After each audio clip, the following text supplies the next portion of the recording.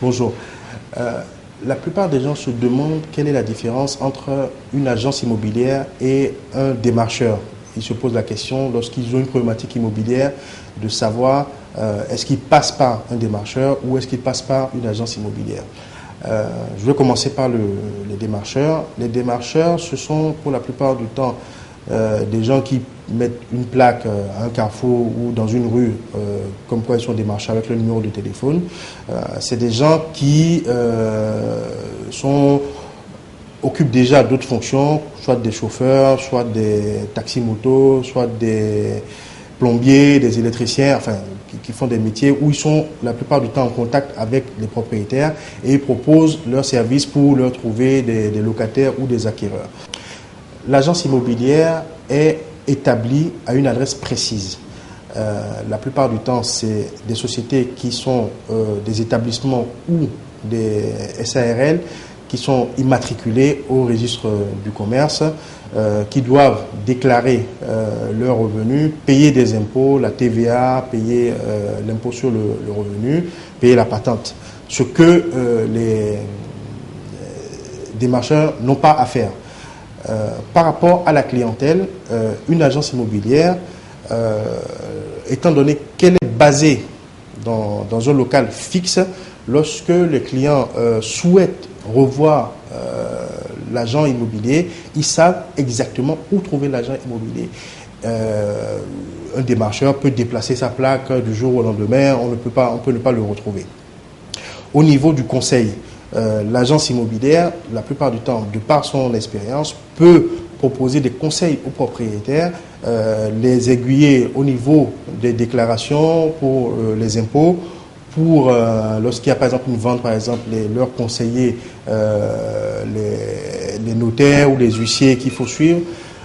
Au niveau des documents d'une maison, par exemple, l'agent immobilier peut accompagner les propriétaires pour faire établir les bons documents, par exemple le titre foncier, par exemple le certificat de recasement, par exemple le permis d'habiter. Donc l'agent immobilier peut apporter ce conseil-là avant de faire la vente.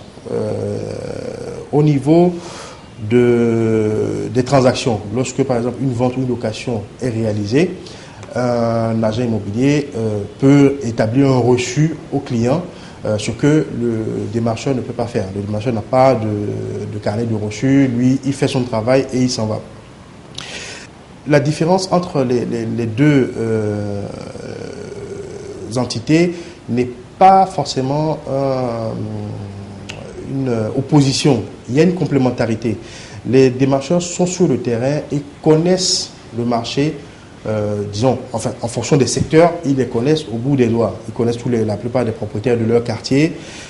Donc, nous, agences immobilières, on établit souvent des partenariats avec ces démarcheurs-là pour qu'ils, lorsqu'on a une demande particulière, pour qu'ils puissent nous apporter les offres en fonction des quartiers.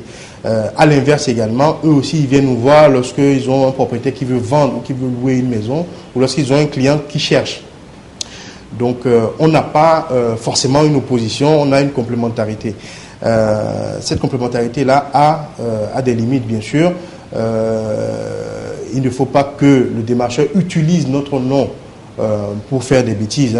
Ils peuvent utiliser lorsque il y a une complication, pour se défendre, il utilise le nom de l'agence pour pouvoir s'en sortir. Nous, souvent, on met en place des garde-fous pour que ce genre de choses n'arrive pas.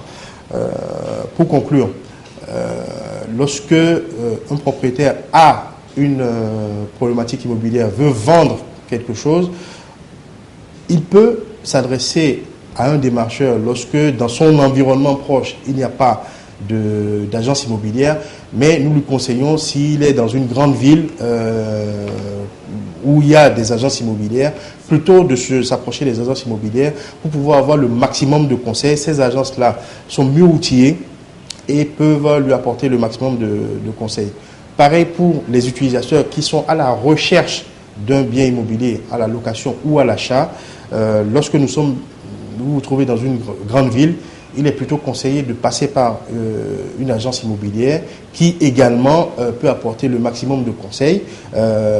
Nous avons remarqué que certains démarcheurs conduisent les locataires à visiter toutes les maisons possibles et inimaginables, histoire de prendre les frais de déplacement, alors que dans une agence, lorsque vous arrivez dans l'agence, vous consultez les offres qui sont disponibles, vous faites un choix et vous visitez que les maisons ou les appartements qui vous intéressent et non tout le marché avant de prendre votre décision. Wadim Partners Immobilier est une société conseil en immobilier d'entreprise, c'est-à-dire que nous conseillons les chefs d'entreprise dans leurs problématiques immobilières, que ce soit la recherche de bureaux, la recherche de locaux commerciaux, la recherche de terrain pour implanter une activité industrielle ou commerciale, la recherche de maisons ou d'appartements pour les cadres de la société.